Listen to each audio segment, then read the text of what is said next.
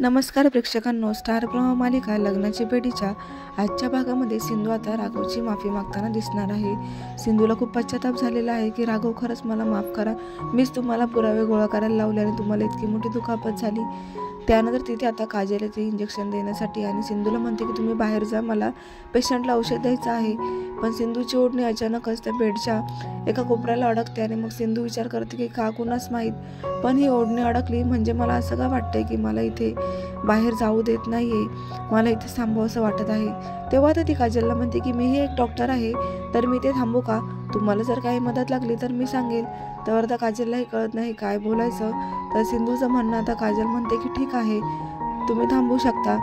तर आता काजल इंजेक्शन भरते आणि ते राघवला देण्यासाठी त्याच्या हातावर इंजेक्शन देतच असते। तितक्यात आता सिंधू तिला म्हणते की अहो, तुम्ही हे काय करताय, तुम्ही स्पिरिट पण नाही लावलं आणि डायरेक्ट इंजेक्शन कसं काय देतात, तुम्ही नवीन आहात का।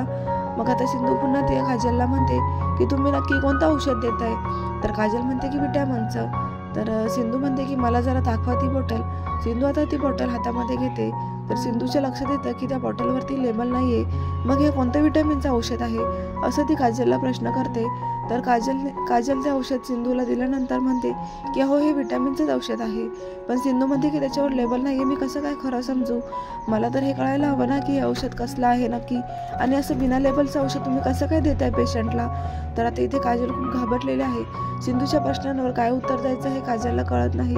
तर काजल आता खूप घाबरलेली असते आणि काजलचा हातही खूप थरथर करत असतो। तर सिंधू म्हणते की तुम्ही इतकं का घाबरला आहात।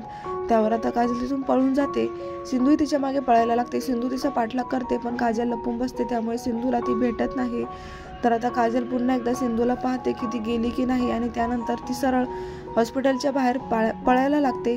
त्यानंतर ती थेट आता पळताना समोर विशालला जाऊन धडकते। समोर विशाल असतो। विशाल तिला पाहून खूप घाबरतो।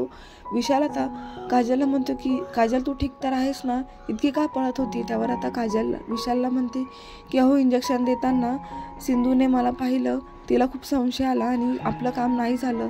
तर आता विशाल म्हणतो की काय, आपलं काम नाही झालं, आता काय करायचं, तो विशाल आपल्याला सोडणार नाहीये, आता मलाच काहीतरी करावं लागेल काजल, आता मीच काही बघतो काय करायचं ते। आता विशाल पुन्हा एकदा म्हाताऱ्याचं रूप घेऊन राघवच्या रूममध्ये येणार आहे। तर इकडे आता सिंधू पुन्हा तिथे येऊन ते विचार करायला लागते की औषध नक्की कसलं असावं आणि ती व्यक्ती कोण होती जी माझ्या राघवला मारायला आली होती। आता मी हे औषध लॅबला पाठवणार आणि हे कसलं आहे याचा तपास करणार। त्यानंतर लगेचच रिपोर्ट आल्यावरती ती त्या स्टाफच्या असिस्टंटला म्हणते की ह्या रिपोर्टमध्ये काय आहे। तर आता तो असिस्टंट म्हणतो की हो, हे औषध रक्त घट्ट करण्यासाठी होतं। सिंधू म्हणते की म्हणजे हे औषध रक्त घट्ट करून राघवला हार्ट अटॅक सुद्धा आला असता आणि सिंधू खूपच घाबरते। त्यानंतर ती फोन करून अन्वीला कॉल करते आणि म्हणते की अन्वी, तू कुठे आहेस, मला तुला आत्ताच बोलायचं आहे।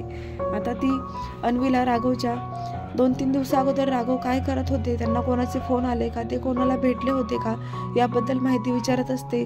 तर अन्वी म्हणते की हो, काय हॉस्पिटलमध्ये कोण बाई होती ती, आणि त्यानंतर अन्वी आता राघव भिडे गुरुजींना भेटले होते हे सत्य सांगते। तर आता सिंधू विचार करते की भिडे गुरुजींना मला भेटावंच लागेल, राघवकडे अशी कोणती माहिती आहे त्या व्यक्तीची की जे भिडे गुरुजींनी त्यांना सांगितलेलं आहे, याचा तपास करावा लागेल। आता त्यानंतर राघवच्या रूममध्ये विशाल एका म्हाताऱ्याचं रूप घेऊन हातात चाकू घेऊन येत आहे। त्याने आज ठरवलेलं आहे की कुठल्याही परिस्थितीत राघवला आज वाचवायचं नाही, त्यामुळे तो चाकू घेतो आणि राघवच्या बेडवर झोपलेला असतो तिथे आता मारायला सुरुवात करतो। पण त्याच्यानंतर लक्षात येतं की तिथे राघव नाही तर एक उशी असते आणि मग ती उशी उचलल्याबरोबरच मागून सिंधू येते आणि विशालच्या हातातला चाकू उचलते आणि म्हणते की कोण आहात तुम्ही, सांगा मला, तुम्ही माझ्या राघवला का मारत आहात, काय केलंय त्याने आणि तुम्ही कोण आहात। तर आता असे प्रश्न विचारल्याबरोबर विशाल खूप घाबरतो आणि विशाल स्वतःचं तोंड लपवत असतो। तर सिंधू म्हणते की सांगा मला, तुम्ही कोण आहात। तर असा जबरदस्त ट्विस्ट आलेला आहे। तुम्हाला काय वाटतं प्रेक्षकांनो, सिंधू ओळखेल का विशाल। तर विशालचं सत्य लवकरच बाहेर येणार आहे। सिंधूने जर विशालला ओळखलं तर खूपच मजा येईल। तर प्रेक्षकांनो, एक एपिसोड मिस करू नका, पाहत राहा लग्नाची बेडी। अशाच मालिकांचे अपडेट्स पाहण्यासाठी चॅनलला नक्की सबस्क्राईब करा। धन्यवाद।